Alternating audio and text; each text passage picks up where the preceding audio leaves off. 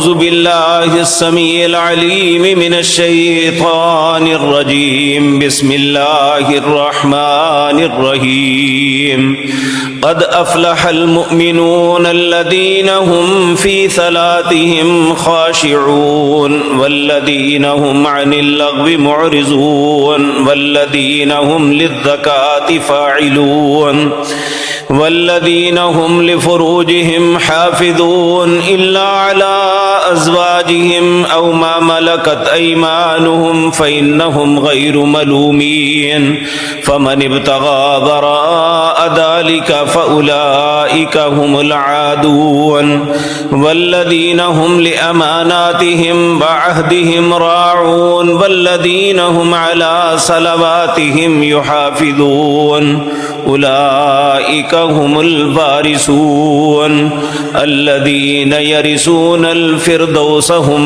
فيها خالدون۔ حضرات محترم، دنیا میں کوئی بھی انسان جو مشرق میں ہے یا مغرب میں، شمال میں یا جنوب میں، دنیا کے کسی بھی خطے میں، کسی بھی عمر کے اندر، وہ مرد ہے یا عورت، اس کی کامیابی کی دلیل ایک ہی ہے، وہ ہے ایمان۔ اگر کوئی انسان صاحب ایمان ہے تو وہ یہ توقع رکھے کہ انشاءاللہ بالآخر کامیابی میرا ہی مقدر بنے گی، اور یہ ایک حقیقت ہے کہ اہل ایمان کی زندگی میں بھی معاملات اللہ بڑے آسودہ اور آرام دہ رکھتے ہیں۔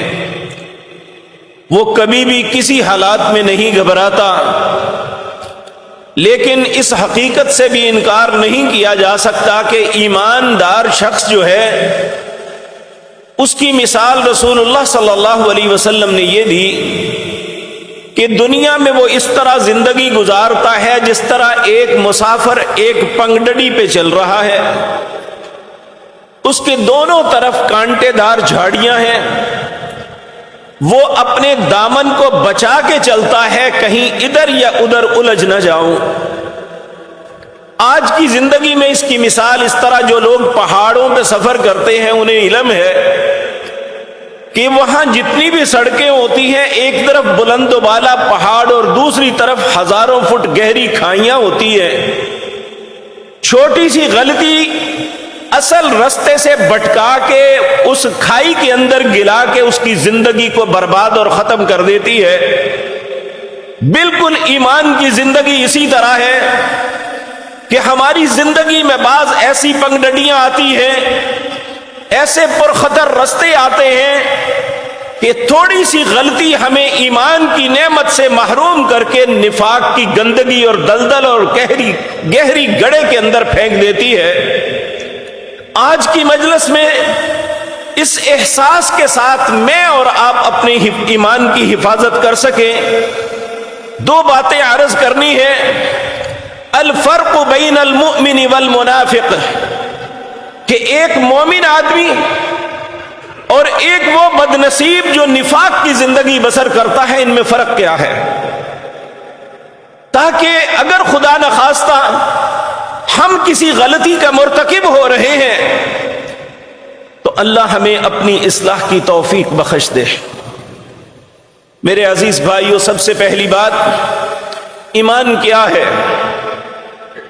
جب تک تین چیزیں انسان کے اندر نہ ہوں، اس امت کے اندر اس بات پہ اتفاق ہے کہ وہ شخص صاحب ایمان نہیں ہو سکتا، وہ کامل مومن نہیں ہو سکتا جب تک یہ تینوں صفات اپنے اندر پیدا نہ کر لے۔ سب سے پہلی اقرار باللسان، زبان سے اقرار کرے، وتصدیق بالقلب، اس کا دل اسے سچا بھی سمجھے۔ بعض اوقات انسان زبان سے بات کر دیتا ہے لیکن دل نہیں مانتا۔ ایمان کی علامت دوسری یہ ہے کہ اقرار باللسان، جس بات کا اقرار کر رہا ہے، ہم اقرار کس بات کا کرتے ہیں؟ اشہد اللہ الہ الا اللہ واشہد ان محمدا عبدہ ورسولہ، کہ ہمارا مالک و خالق و رازق صرف اللہ ہے، ہمارا مشکل کشا حاجت روا صرف اللہ ہے، ہماری بگڑیوں کو بنانے والا اللہ ہے، ہماری بیماریوں کو شفا میں بدلنے والا اللہ ہے، وَأَشْهَدُ أَنَّ مُحَمَّدًا عَبْدُهُ وَرَسُولُهُ۔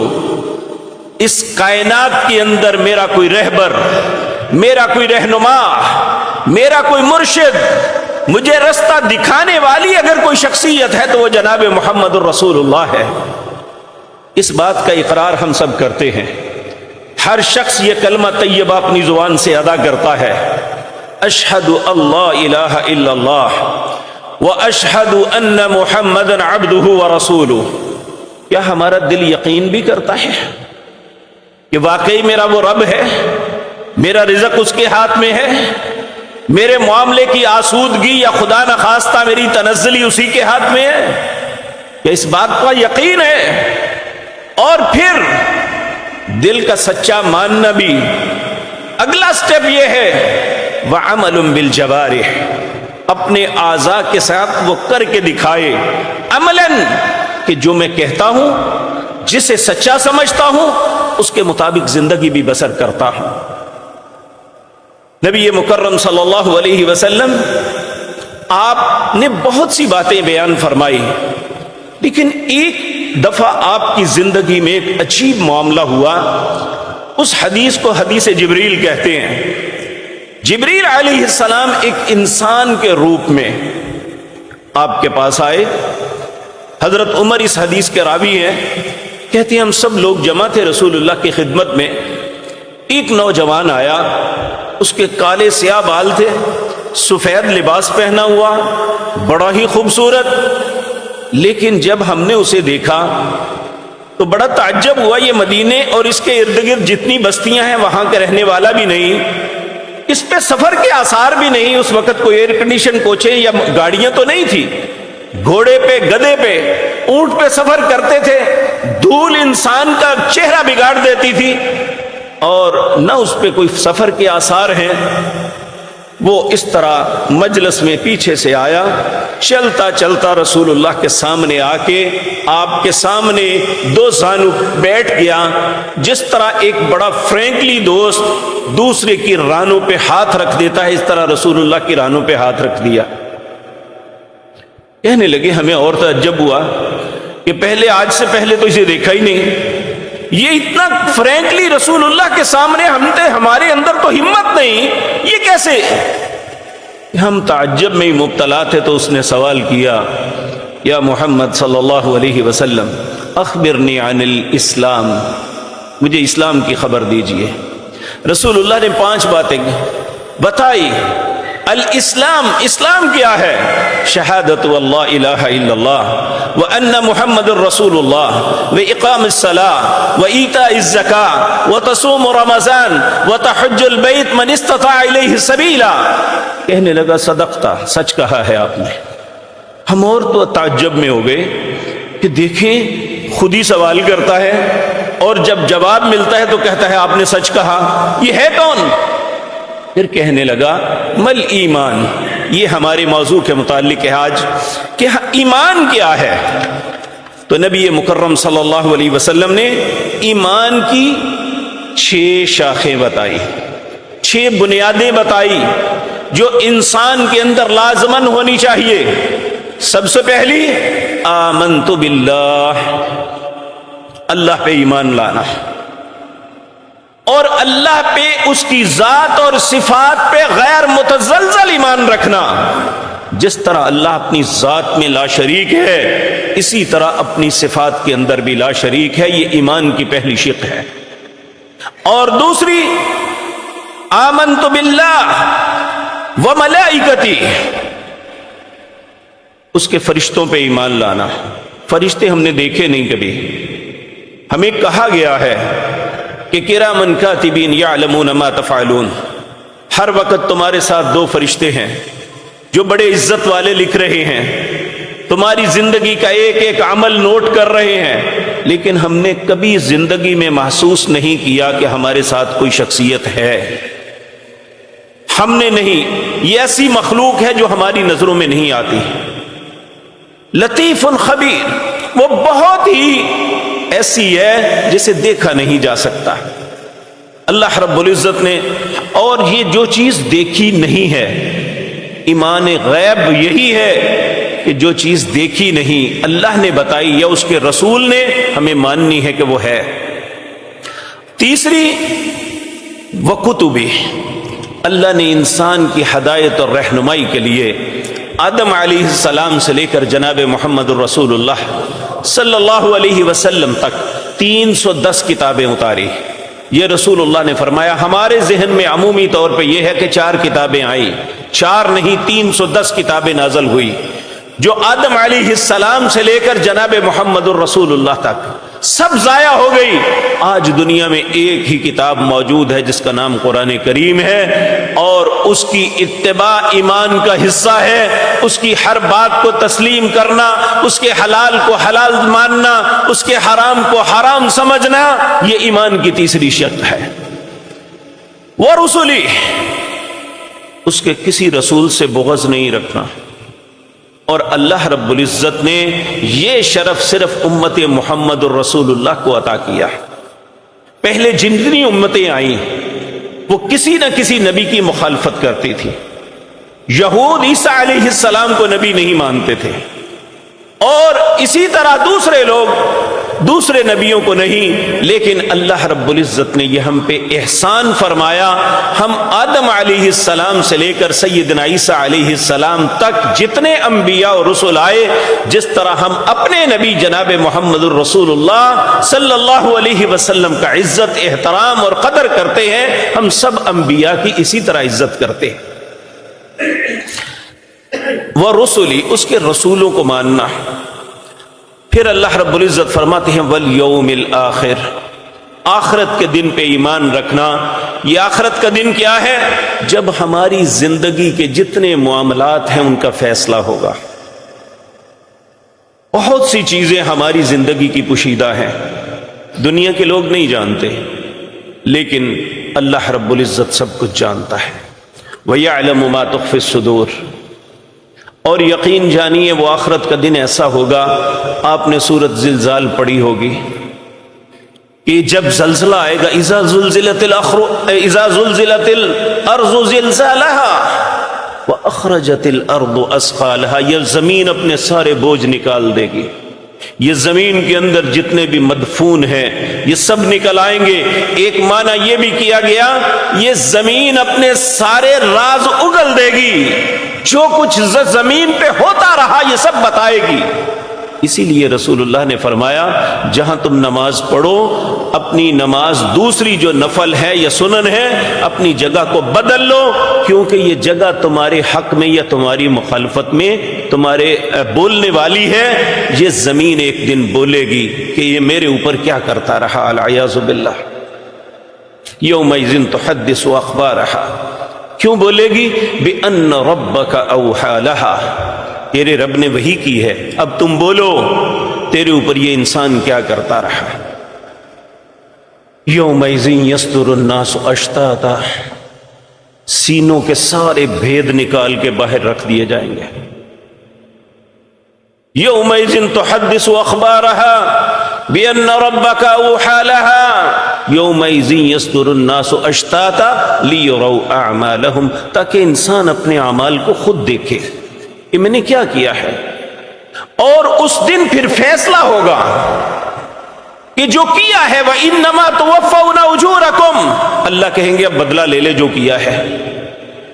جب انسان کے اندر یہ تصور ہوگا کہ مجھے جو کر رہا ہوں اس کا ایک دن بدلہ ملنے والا ہے، تو غلط کام کرنے سے پہلے 100 مرتبہ سوچے گا۔ یہی ایمان کی علامت ہے۔ کہ وہ اسے سوچنے پہ مجبور کرتا ہے کہ مجھے یہ کام کرنا ہے یا نہیں کرنا۔ اگر انسان کے برائی کرتے وقت اس کے ضمیر اسے ملامت نہیں کرتا، اس کے اندر کوئی ایسی گھنٹی نہیں بجتی، اسے سوچ نہیں آتی کہ میں غلط کرنے لگا ہوں، پھر اسے اپنے ایمان پہ غور کرنا چاہیے کہ میرے پاس یہ نعمت نہیں ہے۔ وَتُؤْمِنُ بِالْقَدْرِ خَيْرِهِ وَشَرِّهِ۔ زندگی میں کرائسس بھی آتے ہیں اور ترقی اور بلندیاں بھی ملتی ہیں۔ ہم بلندی کے متعلق تو کہتے ہیں ھذا من فضل ربی، یہ اللہ کا فضل ہے، لیکن خدا نخواستہ جب کرائسس آتے ہیں تو ہم کیا کہتے ہیں؟ یہ اللہ کی طرف سے نہیں، فلاں نے جادو کر دیا، فلاں نے نظر لگا دی، فلاں نے یہ کر دیا، اس نے میرا رزق بند کر دیا۔ یہ ایمان کے منافی ہے بات۔ ایمان کا تقاضا یہ ہے کہ جس طرح خیر اللہ کی طرف سے ملتی ہے، اب دیکھیں اللہ نے خود واضح طور پہ فرمایا وَإِذَا مَرِضْتُ فَهُوَ يَشْفِينِ، بیماری میں دیتا ہوں اور اس کی شفا بھی میرے پاس ہے۔ اسی طرح کرائسس اللہ کی طرف سے آتے ہیں، اور ایماندار آدمی اس کے لیے یہ بہت بڑی حوصلے کی بات آتی ہے کہ یہ میرے مالک کی تقدیر تھی، اس کا فیصلہ تھا۔ رسول اللہ صلی اللہ علیہ وسلم آپ جب کسی مشکل میں، کسی ایسے معاملے میں مبتلا ہوتے تو کیا لفظ کہتے؟ قدر اللہ وما شاء فعل، یہ اللہ کی تقدیر تھی، جو اس نے چاہا ہو گیا، میں کیوں غمزدہ ہوں؟ میں اسی سے کہتا ہوں مالک جس طرح یہ مصیبت آئی ہے ٹالنے والی بھی تیرے ساتھ ہے۔ تو میرے عزیز بھائیوں، جب ہم ان باتوں کو اپنی زندگی میں لے آئیں گے تو ہم اپنے آپ کو صاحب ایمان کہہ سکتے ہیں۔ اب ایک ایماندار اپنی زندگی گزارتا کیسے ہے؟ اللہ رب العزت سورۃ حجرات میں فرماتے ہیں انما المؤمنون الذین آمنوا باللہ ورسولہ ثم لم یرتابوا، ایماندار وہ شخص ہے جو اللہ اور اس کے رسول پر ایمان لانے کے بعد، ان کی بات ماننے کے بعد کبھی شک میں مبتلا نہیں ہوتا، کانفیڈنٹ ہوتا ہے کہ میرے رب نے جو کیا ہے وہی میرے حق میں بہتر تھا۔ تو آغاز میں جو آیات آپ کے سامنے پڑھی، اللہ رب العزت ایک مومن کی زندگی بیان کرتے ہیں۔ 18واں پارہ ہے، سورۃ مؤمنون ہے۔ اللہ رب العزت فرماتے ہیں قد افلح المؤمنون، جو مومن لوگ ہیں وہ فلاح پا گئے، کامیاب ہو گئے۔ کون کامیاب ہوئے؟ کیا صفات بیان کی اللہ رب العزت نے ان کی؟ کہا قد افلح المؤمنون، اہل ایمان ہی کامیاب ہیں، اس کے علاوہ کوئی کامیابی کسی کے پاس نہیں۔ عمومی طور پہ ہمارے اگر دنیا کے معاملات ہمارے ذہن میں ہو تو اس وقت ہم کہتے ہیں جی دیکھیں کفار، اس کے پاس مال بڑا، ان کے پاس یہ انبار، ان کے پاس ٹیکنالوجی۔ تو اللہ رب العزت نے اپنے حبیب کریم کو کہا تھا لا یغرنک تقلب الذین کفروا فی البلاد متاع قلیل ثم مأواہم جہنم۔ اے میرے پاک پیغمبر، ان کا شہروں میں بڑی بڑی بلڈنگز بنانا، ان کا دنیا میں ترقی کی معراج پہ پہنچنا تمہیں کسی غم میں مبتلا نہ کرے۔ متاع قلیل، ان کے پاس بہت تھوڑا توشہ ہے، بڑی تھوڑی مدت ہے جو ان کے لیے ہے۔ ثم مأواہم جہنم، پھر ان کا ٹھکانہ جہنم ہے۔ وبئس المہاد، اور بہت ہی برا ٹھکانہ ہے۔ اللہ رب العزت آپ سب کی، ہم سب کی حفاظت فرمائے۔ اب دیکھیں دنیا کا قید خانہ جس میں آگ نہیں ہے، صرف ایک چار دیواری کے اندر بند کر دیا جاتا ہے، انسان ذہنی طور پہ مفلوج ہو جاتا ہے، چاہے وہ کتنا ہی دلیر اور کرمنل کیوں نہ ہو۔ کبھی آپ اللہ کسی کو نہ لے جائے وہاں پہ، کبھی جیل میں جا کے بڑے بڑے کرمنل لوگوں سے ملاقات کر کے دیکھیں ان کی جیل کے اندر کیفیت کیا ہوتی ہے۔ یعنی انسان ذہنی توازن کھو بیٹھتا ہے، اور جو قید ایسی ہے جہاں آگ لگی ہو اور آگ میں انسان جل رہا ہو اور اس کی ایک ایک منٹ میں 70 مرتبہ جلد کو تبدیل کر کے اسے عذاب دیا جا رہا ہو، اس کی کیفیت کیا ہوگی؟ تو اللہ رب العزت ہم سب کو صاحب ایمان بنا دے۔ تو اہل ایمان کی زندگی کیسی ہوتی ہے؟ پہلی صفت الذین هم فی صلاتهم خاشعون، وہ اپنی نمازوں میں بڑی خشیت کے ساتھ، یعنی نماز انسان اور اللہ کے ایک تعلق کا نام ہے۔ یہ بیسیکلی ہماری بات ہوتی ہے اللہ رب العزت کے ساتھ جب ہم نماز کے لیے کھڑے ہوتے ہیں، تو ہماری کیفیت ویسی ہونی چاہیے نا جیسے ہم موبائل پہ کسی سے بات کرتے ہیں یا فون پہ بات کرتے ہیں یا ڈائریکٹ کسی کے سامنے جا کے اس کی حیثیت کو مد نظر رکھتے ہوئے اس کے عزت اور احترام کے لیے الفاظ چنتے ہیں، اور ہماری یعنی باڈی لینگویج بھی ویسی ہوتی ہے کہ میں کس کے سامنے کھڑا ہوں، یہ کتنا بڑا منصبدار ہے۔ یقین جانیے دنیا کے جتنے بھی منصب ہیں یہ پاؤں کے نیچے آنے والی مٹی کے ذرے کے برابر بھی نہیں اللہ رب العزت کے منصب کے سامنے۔ اللہ رب العزت اتنے عظیم ہیں، تو جب اس کے سامنے کھڑے ہوں تو پھر ہماری کیفیت بھی تو وہ ہونی چاہیے نا۔ الذین هم فی صلاتهم خاشعون، اللہ فرماتے ہیں مومن جو کامیاب ہو گئے ان کی سب سے پہلی صفت یہ ہے جب وہ میری بارگاہ میں کھڑے ہوتے ہیں تو خشیت کے ساتھ۔ اب ہم نے خشیت کسے بنا لیا؟ حضرت عمر رضی اللہ تعالی عنہ نے ایک شخص کو دیکھا، اس نے نماز ہاتھ باندھے ہوئے تو ایسے کر کے کھڑا ہے۔ جب اس نے نماز ختم کر لی حضرت عمر نے کہا یہ کیا ہے؟ جی میں خشیت سے کھڑا ہوں۔ آپ نے فرمایا یہ خشیت نہیں ہے، یہ دکھلاوا ہے۔ خشیت تیرے ذہن تیرے دل کے اندر ہونی چاہیے، تیرے جسم کو دورہ کرنے سے خشیت نہیں ہے۔ ہم لوگ یہ سمجھ لے ہیں کہ ظاہراً دکھایا جائے، ظاہراً نہیں، اللہ رب العزت دیکھتا ہے دل کو۔ رسول اللہ صلی اللہ علیہ وسلم نے فرمایا ان اللہ لا ينظر الى صورکم، اللہ تمہارے چہروں کو نہیں دیکھتا۔ ان اللہ لا ينظر الى اموالکم، اللہ تمہارے مال کو نہیں دیکھتا۔ ان اللہ لا ينظر الى اجسادکم، اللہ تمہارے جسم کو نہیں دیکھتا۔ پھر دیکھتا کسے ہے؟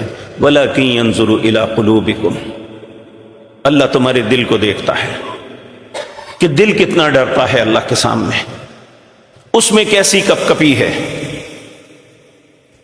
اور یقین جانیے مجھ سمیت آپ ہم جو عجم کے لوگ ہیں، چونکہ ہمیں قرآن سے وہ واقفیت نہیں، حتیٰ کہ ہمارے بہت سے نمازی بھائی، ہمارے بزرگ 40 سال نماز پڑھتے ہوگے، نماز کا ترجمہ بھی نہیں آتا۔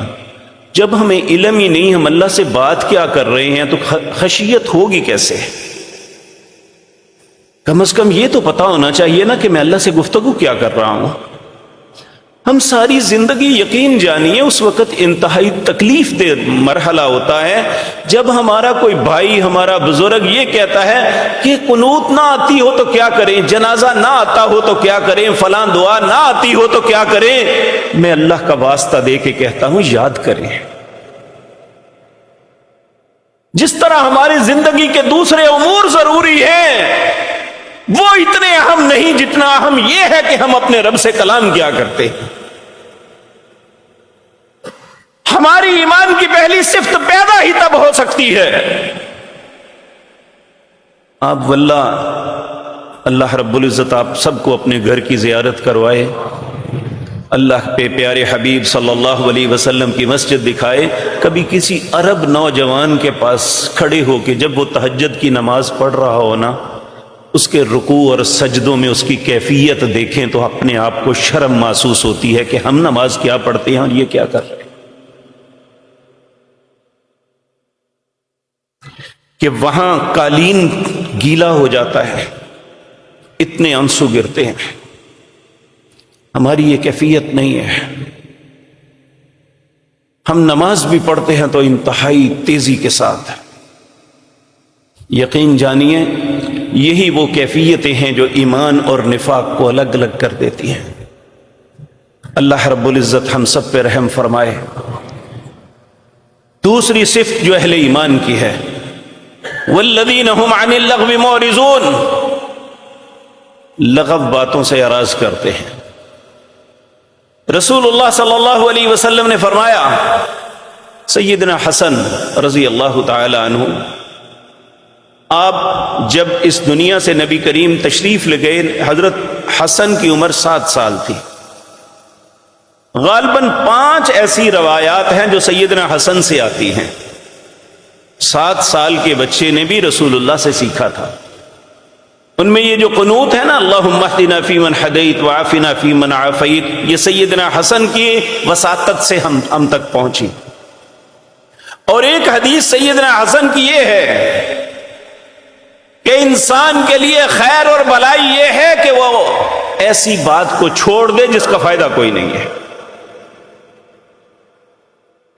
ترک ما لا یعنی، ایسی چیز کو ترک کر دے جس کا کوئی فائدہ نہیں۔ اور ہم ہر اس بات پہ اپنے آپ کو ملوث کرتے ہیں جس کا مقصد ہی کوئی نہیں۔ اور لا یعنی چیز تو چھوڑیں، ہم تو لغو میں، ہر لغو بات میں پڑھتے ہیں۔ یقین جانیے اللہ رب العزت نے سب سے جتنی اقوام دنیا میں آئی اور جتنی قیامت تک آئیں گی، سب سے بہترین تحیہ امت محمد الرسول اللہ کو عطا کیا، اور اس کا اجر بتایا۔ السلام علیکم کہو، افشوا السلام، اس سلام کو عام کرو۔ ہمارے پاس سب سے بہترین تحیہ ہے، اتنا کہو کہ 10 نیکیاں۔ السلام علیکم ورحمۃ اللہ 20 نیکیاں، السلام علیکم ورحمۃ اللہ وبرکاتہ 30 نیکیاں۔ ممکن ہے ہمارے اعمال، نامہ اعمال کے ترازو کو یہی بوجھل کر دیں اور جنت کا سبب بن جائے، لیکن ہم نہیں کرتے۔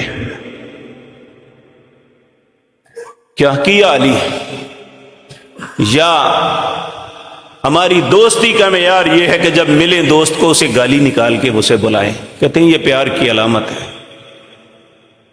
تف ہے ایسی دوستی پہ اور ایسے ایمان پہ کہ جس اللہ نے بہترین تحیہ دیا تھا، اس تحیے کو نہیں، اس لغو بات کو لیتے ہیں جس کو ہماری زندگی کا مقصد ہی نہیں، بجائے کچھ نیکی کے 4 نقطے ڈلنے کے ہمیں اللہ رب العزت کی طرف سے برائیاں لکھ دی جاتی ہیں۔ گالی نکالنے سے، بدتمیزی کرنے سے وہ اجر تو نہیں نہ ملے گا۔ اہل ایمان کی دوسری علامت یہ ہے، والذین هم عن اللغو معرضون، وہ لغو باتوں سے اعراض کرتے ہیں۔ والذین هم للزکاة فاعلون، جو اللہ نے انہیں مال دیا ہے نا، وہ مال جو حلال ذریعے سے کمایا ہے، یاد رکھیں ان اللہ طیب لا يقبل الا الطیب، اللہ پاک ہے، پاک چیز کے علاوہ نہیں قبول کرتا۔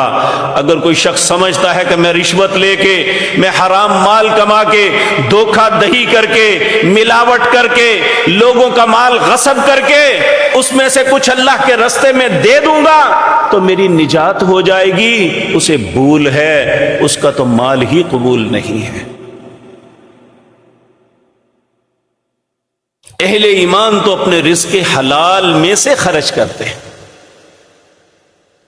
اور نبی کریم صلی اللہ علیہ وسلم نے فرمایا رزق حلال کما کے بھی اس مال کے شر سے بچنا چاہتے ہو تو اللہ کا حق دے دو، اور جس نے اللہ کا حق دے دیا اس نے اپنی ایمان کی گواہی دے دی۔ نبی کریم صلی اللہ علیہ وسلم نے فرمایا اللہ نے ہم پہ زکوٰۃ اور نماز کو فرض کیا، اور جس نے نماز تو پڑھی زکوٰۃ نہ دی اس کی نماز بھی اللہ قبول نہیں کریں گے۔ تو اہل ایمان کیا ہے؟ وہ مال کی محبت میں اتنا نہیں گرتے کہ غرباء کا حق بھی دبا لیں، بلکہ وہ دیتے ہیں۔ والذین هم للزکاة فاعلون۔ اور 5ویں بات والذین هم لفروجهم حافظون، وہ اپنی شرمگاہوں کی حفاظت کرتے ہیں۔ نبی کریم صلی اللہ علیہ وسلم نے فرمایا 2 چیزوں کی ضمانت تم دے دو، میں جنت کی ضمانت دے دیتا ہوں۔ پوچھا اللہ کے نبی 2 چیزیں کون سی جس کی ضمانت مانگتے ہیں؟ آپ نے فرمایا جو 2 ہونٹوں کے درمیان زبان ہے، اس کی ضمانت دے دو، یہ اوور کنٹرول نہیں ہوگی، اس سے خیر کی بات نکلے گی۔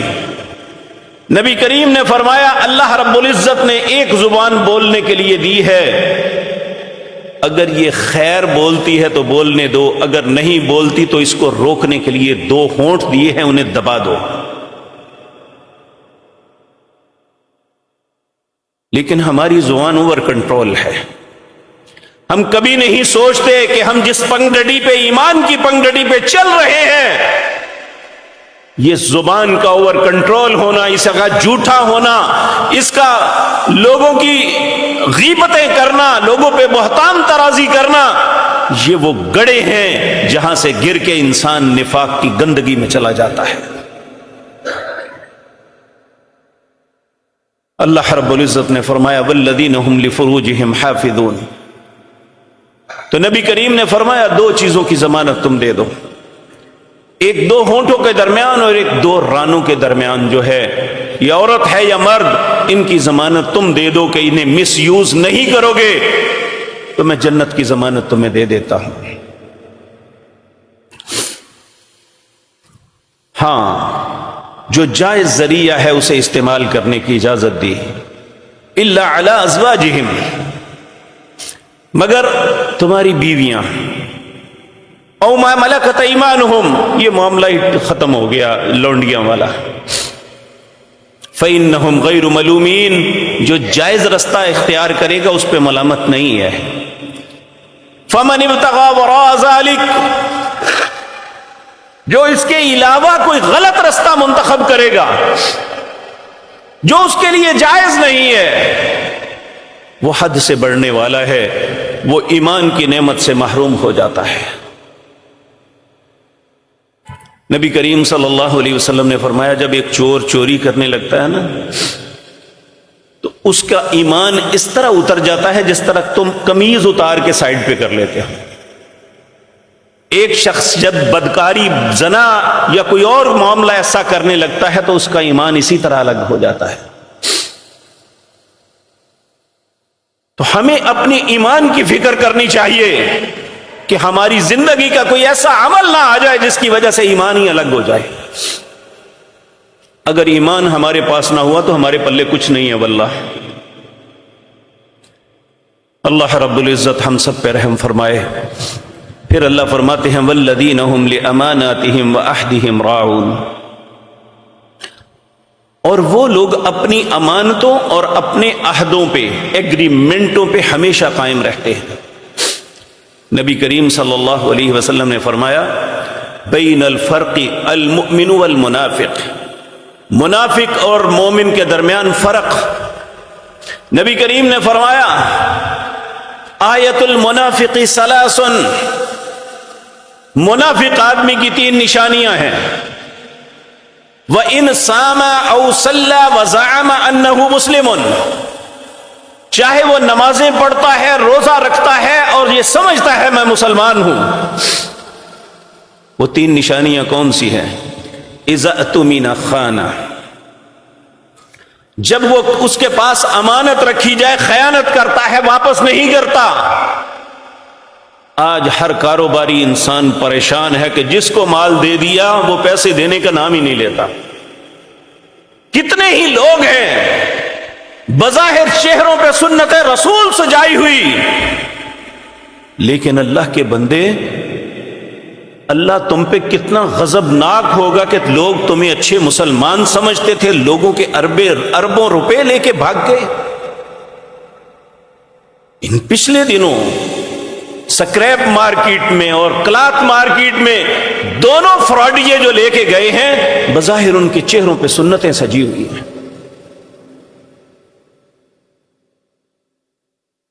اور ہم یہ سمجھتے ہیں کہ جب ہمارے پاس مال پیسہ آ جائے تو پھر کون ہے ہم سے لینے والا؟ کوئی جرت کر کے دکھائے۔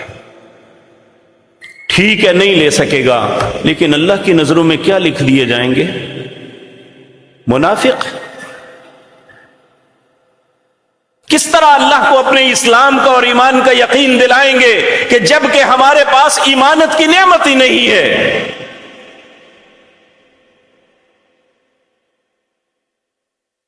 वअहदिहिम राऊन।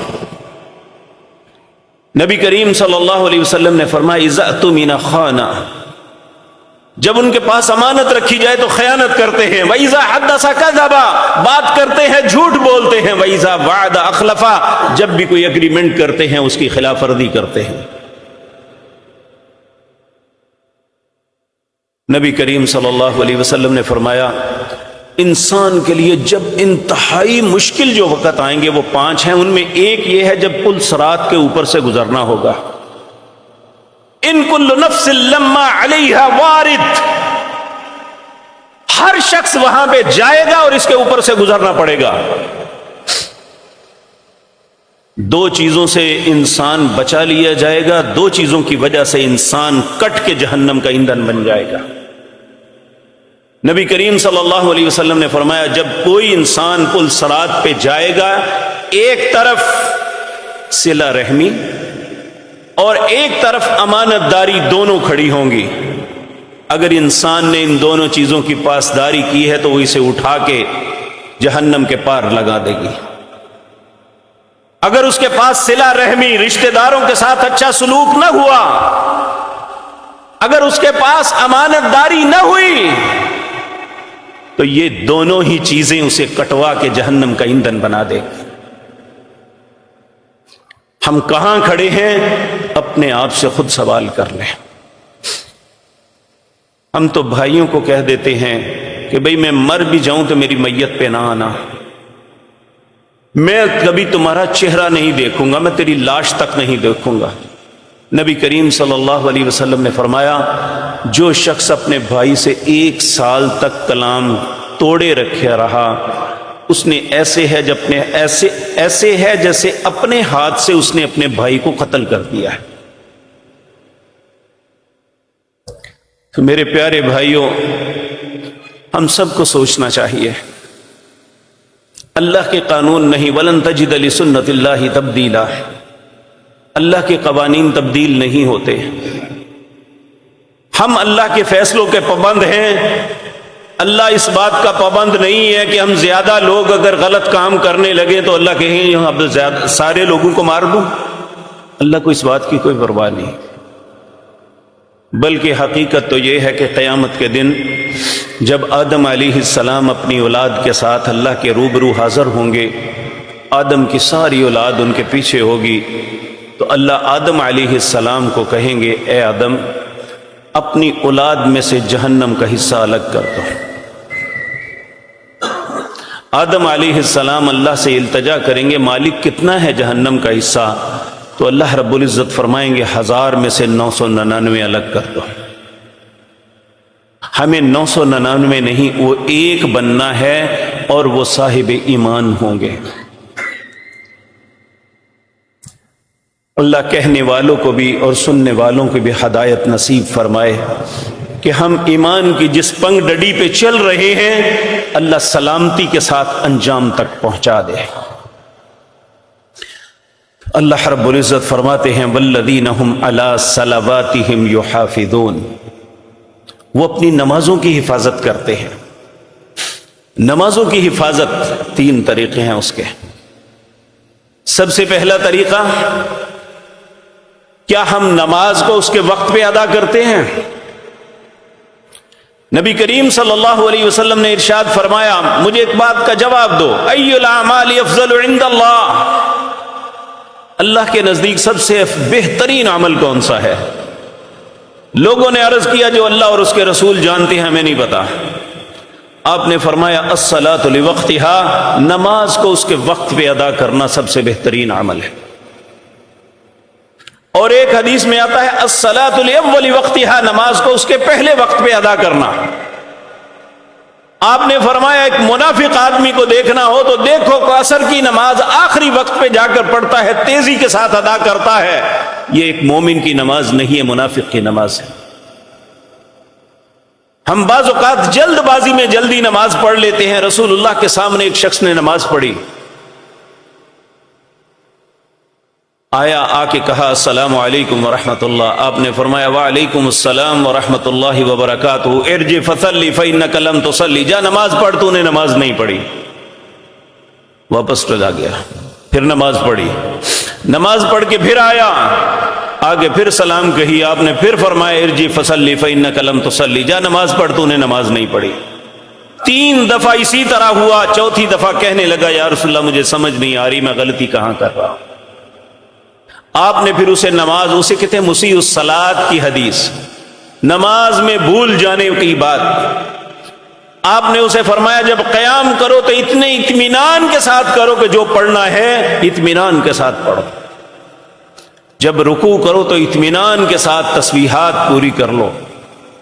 اٹھو تو جو اللہ نے تمہیں بتایا یا رسول اللہ نے تعلیمات فرمائی, ربنا ولک الحمد ملء السماوات وملء الارض وملء ما بينهما وملء ما شئت من شيء بعد اهل الثناء والمجد احق ما قال العبد اللهم لا مانع لما اعطيت ولا معطي لما منعت ولا ينفع ذا الجد منك الجد.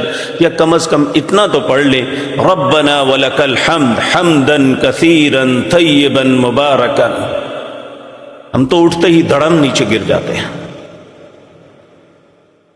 نبی کریم صلی اللہ علیہ وسلم جتنی مدت رکوع کرتے اتنا درمیان میں کھڑے ہو کے اللہ سے یہ دعائیں کرتے ہیں.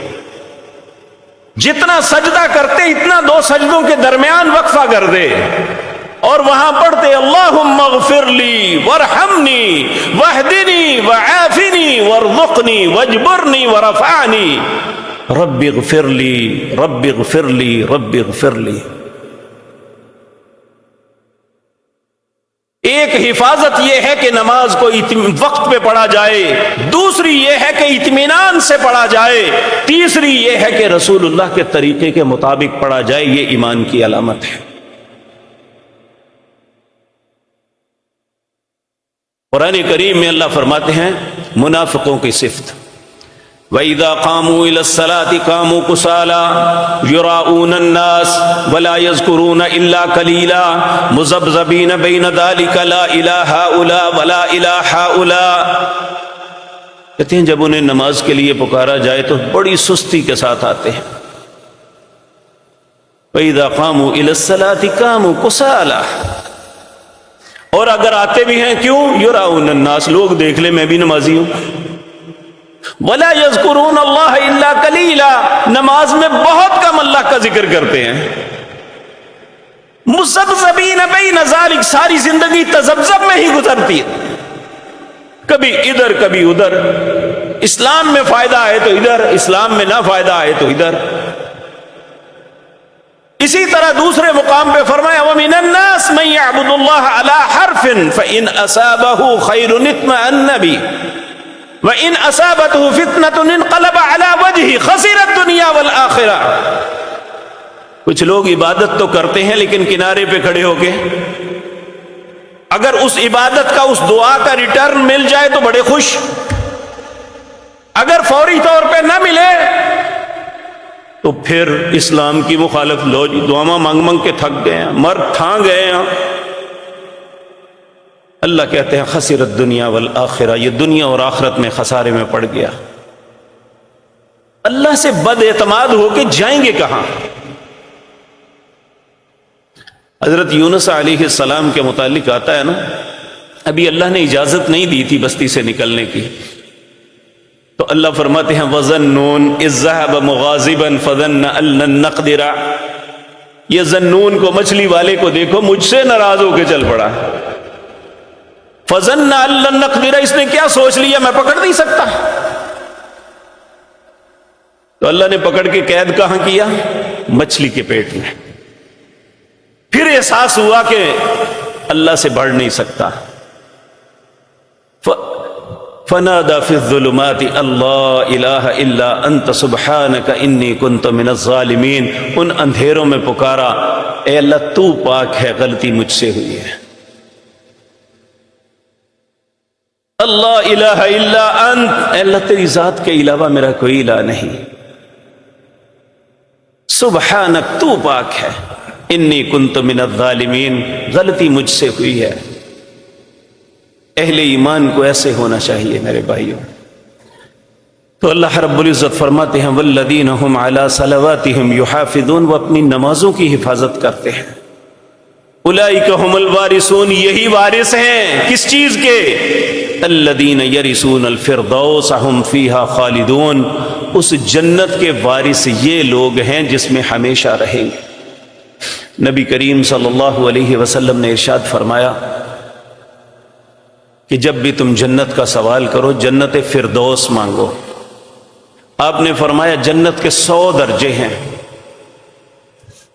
ایک درجے سے دوسرا یعنی ایک منزل سے دوسری منزل تک، درجہ مراد منزل ہے، اتنی بلند ہے جتنا زمین سے آسمان ہے۔ کہا جو 100واں درجہ ہے وہ جنت الفردوس ہے، وہیں سے جنت کی ساری نہریں آتی ہیں اور اسی جگہ پہ اللہ کا عرش ہے۔ تو اس لیے جب بھی اللہ سے سوال کرو جنت فردوس کا سوال کرو۔ اور میرے عزیز بھائیوں، آج ہم دنیا کے پیچھے لگ کے اپنی آخرت کو برباد کر رہے ہیں۔ ہمیں اس بات کا احساس کرنا چاہیے کہ جو اللہ نے ہمیں جس کا وارث بنانا ہے وہ ہے کیا۔ سیدنا موسیٰ علیہ السلام نے ایک مرتبہ اللہ سے سوال کیا، اے اللہ آپ نے فرمایا کہ جنت میں بہت نعمتیں دوں گا، آپ سمجھتے ہیں جس کو کچھ نہیں ملا، یعنی جو سب سے غریب جنتی ہے جسے جنت میں بہت کم ملا ہے، اسے آپ کیا دیں گے؟ نبی کریم صلی اللہ علیہ وسلم نے فرمایا اللہ مالک نے جواب دیا موسیٰ میں اسے کہوں گا جاؤ تم بھی جنت میں چلے جاؤ۔ وہ کہے گا اللہ جنت تو بھر گئی، اب میرے لیے کیا ہے؟ یا وہ یہ کہے گا اللہ آپ مجھ سے مذاق کرتے ہیں، تو اللہ کہے گا میں رب العالمین ہوں کیوں مذاق کروں؟ جا تمہیں جنت میں اتنی جگہ دے دوں جتنی دنیا میں سب سے بڑی کسی کو بادشاہت دیتی۔ کہ یہ خبر اس کے لیے ایسی ہوگی اگر دنیا ہوتی تو وہ اس خوشی سے مر جاتا، لیکن چونکہ وہاں موت ہے ہی نہیں، وہ بڑا خوش ہوگا، جنت کی طرف بھاگنا شروع ہو جائے گا۔ پیچھے سے آواز آئے گی جا 2 گنا کر دی، 5 گنا کر دی۔ جب وہ جنت کے دروازے پہ پہنچے گا اللہ کہے گا دنیا میں سب سے بڑی جو بادشاہت تھی اس سے 10 گنا تمہیں دے دیا۔ موسیٰ علیہ السلام سے برداشت نہ ہوا، کہنے لگے اللہ اگر یہ سب سے غریب ہے تو امیر کیسا ہوگا؟ پھر اللہ نے کوئی میئرمنٹ نہیں کی تھی، کہا ولا عین رأت ولا اذن سمعت ولا خطر علی قلب بشر، نہ کسی آنکھ نے وہ منظر دیکھا، نہ کسی کان نے سنا، نہ کسی دل میں وہ کھٹکا پیدا ہوا جو اللہ نے انسان کے لیے تیار کیا ہے۔ سورۃ سجدہ میں بھی اللہ فرماتے ہیں فلا تعلم نفس ما اخفی لهم من قرۃ اعین جزاء بما كانوا يعملون، کوئی شخص نہیں جانتا جو تمہاری آنکھوں کی ٹھنڈک اللہ نے تیار کر کے اہل ایمان کی رکھی ہے، کیوں؟ جزاء، یہ بدلہ ہے، بما كانوا يعملون، جو ایمان کی حالت میں عمل کرتے ہیں۔ اللہ ہم سب کو ایمان والا بنائے اور ایمان والے عمل کرنے کی توفیق عطا فرمائے، ایمان کی حالت میں زندہ رکھے اور اسی پہ موت نصیب فرمائے۔ اقول قولی ھذا واستغفر اللہ۔